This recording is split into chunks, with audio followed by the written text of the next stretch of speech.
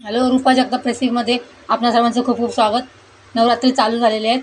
काल मी एक रताळ्याची कटलेट रेसिपी दाखवलेली.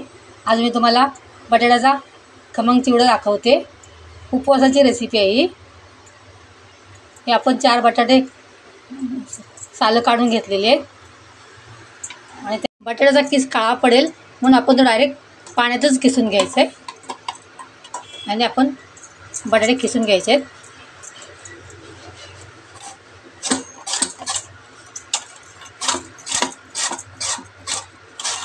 असे आपण बटाटे पाण्यामध्ये सर्व किसून घेऊया. असे आपले सर्व बटाटे पाण्यामध्ये किसून झालेले आहेत. एकसारखे एकदम छान झालेले आहेत. त्यात आपण 3-4 पाण्याने स्वच्छ धुवून घ्यायचं आहे. जोपर्यंत एकदम पाणी क्लिअर येत नाही तोपर्यंत हे बटाटे आपण स्वच्छ धुवून घ्यायचे आहेत. बटाट्याचा किस 3-4 पाण्यामध्ये स्वच्छ धुवून त्याचा पूर्ण स्टार्च घालवून टाकलेला आहे आणि आता स्वच्छ पाणी आलेलं आहे. आता आपण यामध्ये हे पाणी आता काढून टाकायचं आहे आणि यामध्ये आपण थोडंसं यामध्ये गरम पाणी टाकायचं आहे.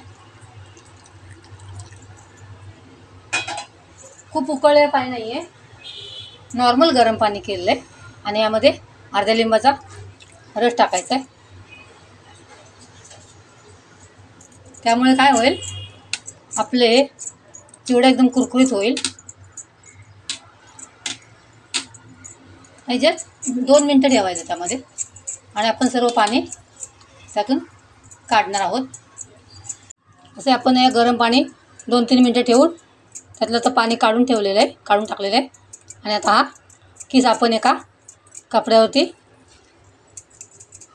पसरवायचा आणि त्यातलं ओलं पण आहे ना ते पूर्ण काढून टाकायचं आणि पूर्ण ड्राय करायचे बटाटे. हा बटाट्याचा किस केलेला असं ह्याच्यावरती कपडा टाकून असं प्रेस करायचं हलका हलका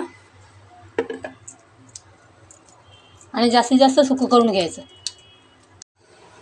अशा प्रकारे आपला हा किस आहे ना पूर्ण ड्राय झालेला आहे एकदम. बघा, ओलावा जरा पण थोडासा हलकासा बाकी गरम झालेला आहे. इकडे कढईमध्ये आपण आता त्यामध्ये हा बटाट्याचा किस थोडा थोडा टाकायचा आहे.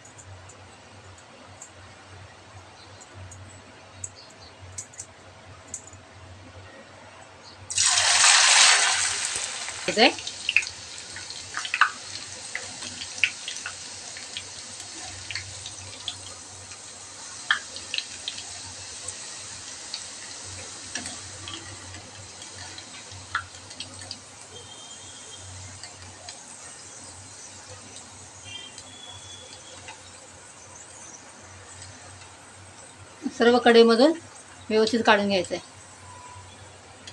अशा प्रकारे आपला बटाट्याचा सर्व किस आपण फ्राय करून घेतलेला आहे. बघा, एकदम कडक झाला, आवाज येतोय. मी तुम्हाला तोडून पण दाखवते. बघा,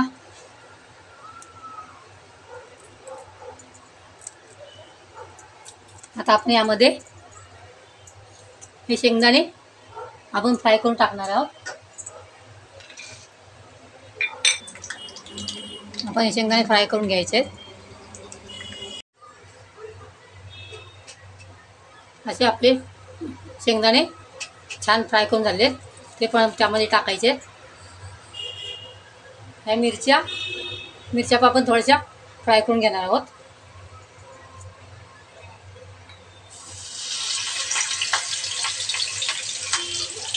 त्या आपण त्यामध्ये ॲड करणार आहोत.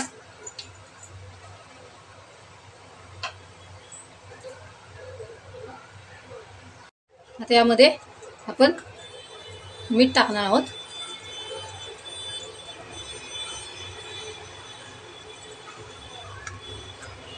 कोणाला अजून तिखट हवा असेल तर त्यामध्ये आपण मिरची पावडर टाकू शकता आणि अजून गोडसर पाहिजे असेल तर साखर वाटून थोडीशी टाकायची त्यामध्ये.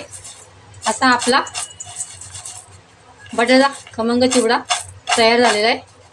कुसबेच्या परत भेटूया एका नवीन रेसिपीसह. तोपर्यंत बाय. Thanks for watching.